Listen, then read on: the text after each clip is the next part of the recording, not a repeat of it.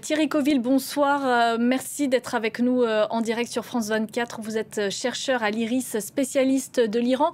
On va passer au crible avec vous les différentes réactions de la part des autorités iraniennes. Tout d'abord, une réaction factuelle. L'ayatollah Ali Khamenei, l'une des premières choses qu'il a faites, c'est de se réfugier dans un lieu sécurisé. Ça a été annoncé. C'est donc qu'il craint pour sa vie, il craint d'être le prochain sur la liste de l'État hébreu. Alors, il y a une certaine inquiétude en Iran suite aux dernières attaques d'Israël, notamment l'assassinat d'Ismail Haniyeh à Téhéran. Le sentiment en Iran que Israël a une énorme influence à travers ses services secrets, notamment en Iran. Donc je pense que c'est dans ce contexte qu'il faut prendre cette mesure du guide Ali Khamenei. L'Iran qui a promis vengeance aujourd'hui, mais concrètement, de quelle vengeance parlent les autorités iraniennes? Parce qu'on ne voit pour l'instant rien venir. Oui, alors, il faut bien voir. Moi, ce dont je peux vous parler, c'est le contexte, on va dire, géopolitique de l'Iran, et notamment depuis l'attaque du 7 octobre. Cet axe de résistance, hein, ces groupes, les milices chiites en Irak, les Houthis au Yémen, le Hezbollah au Liban, ont été créés par l'Iran, façonnés par l'Iran. Mais l'objectif, c'est pas que l'Iran rentre en guerre, c'est d'encercler Israël, d'épuiser Israël. Et puis, ça a un objectif également sur le plan de la stratégie militaire, de créer une profondeur stratégique pour l'Iran. Donc ça, c'est un point très important pour l'Iran, notamment pour les durs, on va dire les conservateurs en Iran, cet axe de résistance. D'un autre côté, dans toute l'histoire de la République islamique d'Iran, à chaque occasion, ils font très attention de ne pas rentrer dans une guerre ouverte qu'ils ne peuvent pas gagner. Ils ont eu si vous voulez, une leçon avec la guerre Iran-Irak, où d'ailleurs les forces conventionnelles iraniennes avaient plutôt perdu contre Saddam Hussein. Donc ils ont refusé de rentrer en guerre contre les talibans, ils ont refusé de rentrer directement en guerre contre les États-Unis quand Soleimani a été assassiné. Ils sont restés finalement assez calmes quand Ismail Haniyeh a été assassiné. Donc pour répondre à votre question, il y a un souci en Iran de ne pas faire le geste de trop. Ils ont des objectifs idéologiques qui restent forts, mais ils ne veulent pas faire le geste de trop, ils ne veulent pas rentrer en guerre ouverte, en gros. Donc c'est purement pragmatique, c'est parce qu'ils savent qu'ils ne pourront pas remporter la bataille s'ils entrent en guerre.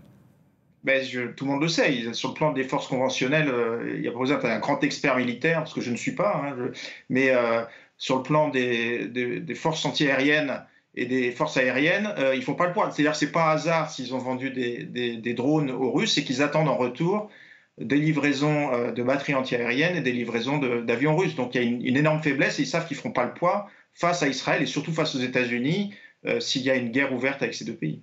Mais il y a quand même une image aux yeux du monde à assumer. Et là, le fait que, effectivement, tout le monde a les yeux rivés sur l'Iran en attendant une réaction qui ne vient pas, ça ternit une image, non?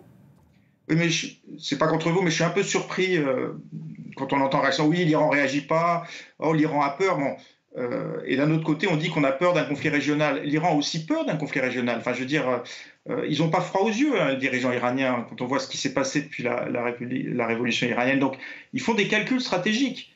Ils veulent que le régime dure. Donc, leur calcul, c'est que ils ont des objectifs stratégiques. L'axe de résistance est un objectif important. D'un autre côté, ils font quand même très attention de ne pas tomber dans un conflit où ils seront perdants. Donc, leur image régionale, c'est important. Vous savez, ils se font des calculs, mais peut-être ce qui est sans doute plus important pour la République islamique d'Iran, c'est qu'ils perdurent, hein, et qu'ils évitent de tomber dans un conflit qui, entre parenthèses, ferait déjà aussi des milliers et des milliers de victimes dans tous les camps. Donc, il ne s'agit pas de dire que ce que fait l'Iran, c'est bien ou c'est mal, mais je pense que c'est heureusement que c'est l'Iran à qui on a affaire, et pas par exemple Saddam Hussein en Irak. Hein. Ils font très attention de ne pas déclencher un conflit où ils pourraient être perdants, et ça me semble assez rationnel.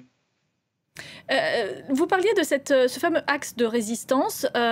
Est-ce que l'Iran va tenter de remettre sur pied le Hezbollah et de quelle manière? On a vu notamment qu'un avion iranien aujourd'hui avait été empêché d'atterrir à l'aéroport de Beyrouth parce qu'Israël soupçonne que des armes y étaient logées pour pouvoir réarmer le Hezbollah. Oui, alors c'est vrai que le Hezbollah, c'est un coup dur, hein, vous venez de le dire, hein, contre l'Iran, parce que le Hezbollah, dans l'axe de résistance, c'est vraiment l'arme clé de l'Iran. Et il y avait également des relations très très fortes entre Hassan Nasrallah et notamment le guide Ali Khamenei. Donc c'est un coup dur, mais d'un autre côté, d'ailleurs je crois que le guide l'a dit, l'axe de résistance il existe toujours. Il faut aussi faire attention à ne pas avoir des jugements trop lapidaires quand il y a comme ça un chef qui disparaît. Quand Soleimani en 2020 a été assassiné par les Américains, qu'est-ce qu'on n'a pas entendu sur l'influence régionale de l'Iran, qu'elle allait diminuer combien d'experts sont pas venus nous parler de ça? Bon, il a été remplacé par quelqu'un qui est moins charismatique que Soleimani, bon, qui fait le même travail. Donc, en tout cas, c'est très clair. Il y a d'autres dossiers sur lesquels l'Iran pense et qui font qu'il ne faut pas rentrer en guerre, comme des négociations futures sur le dossier du nucléaire iranien. Mais le régime iranien est comme ça. L'axe de résistance est au cœur du projet idéologique de la République islamique d'Iran, notamment les plus conservateurs. Et vous avez raison, très clairement, ce n'est pas leur agenda d'abandonner l'axe de résistance. Ils vont continuer à tout faire pour maintenir cet axe de résistance. Quand vous parliez des liens forts entre Hassan Nasrallah et Ali Khamenei, maintenant qu'il n'est plus là, Hassan Nasrallah, on imagine que la personne qui va le remplacer compte énormément. Est-ce que c'est l'Iran qui a son mot à dire, justement, pour mettre à la tête une autre personne? Alors moi, je suis plus spécialiste de l'Iran que du Hezbollah, mais d'après ce que je sais dans l'histoire du Hezbollah, c'est toujours l'Iran qui désigne le chef du Hezbollah. Donc évidemment, c'est l'Iran qui va, je pense, avoir le mot final. Et effectivement, les relations avec l'Iran seront un élément très très important de la stratégie du futur chef du Hezbollah. Juste pour la petite histoire, Hassan Nasrallah, je crois, avant d'être le secrétaire général, enfin le chef du Hezbollah, il était d'abord chargé des relations avec la République islamique d'Iran. Donc effectivement, pour le futur chef du Hezbollah, les relations avec l'Iran, ce sera un aspect très très important. C'est là d'où vient tout le financement, tout l'armement, une partie de l'entraînement se fait également en coordination avec l'Iran. Donc effectivement, c'est un point très important pour le futur chef du Hezbollah. Thierry Coville, vous restez avec nous. Je voudrais juste laisser réagir Bilal Tarabé à tout ce qui vient de se dire. Oui, bonsoir. Non, j'aurais voulu poser une question justement à Thierry Coville s'il est encore avec nous, mais je crois que oui. Je vous laisse savoir si, lorsqu'il évoque ce réseau de la résistance qui compte énormément et qui a été construit par le régime iranien, si à force de ne pas réagir lorsque des membres éminents, voire des dirigeants de branches de ce réseau sont tués, comment il peut conserver ce réseau sous sa direction ou sous sa loyauté? Est-ce que les membres de le Hamas, le Hezbollah, ne se sentiraient pas abandonnés et finalement iraient faire leur vie uniquement sur leurs intérêts propres et pas ceux de Téhéran? Alors c'est une bonne question. C'est une question qu'on m'avait posée justement quand Soleimani avait été assassiné. Finalement, la réponse de l'Iran avait été assez modérée puisqu'ils avaient bombardé une base militaire américaine en Irak en ayant prévenu avant les autorités irakiennes, qui ont évidemment prévenu les Américains. Donc, mais il faut faire attention à ça, si vous voulez. Bon, déjà, l'Iran est quand même le pays qui finance tous ces groupes, donc c'est quand même assez important, qui les arme. Et idéologiquement, il faut voir comment ces groupes se sont construits avec une certaine autonomie.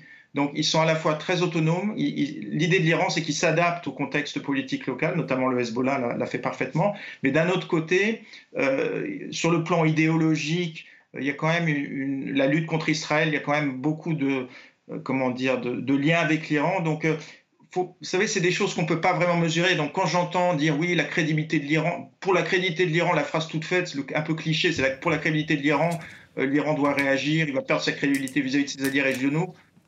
Bon, c'est des milices, le poids de l'idéologie est très important.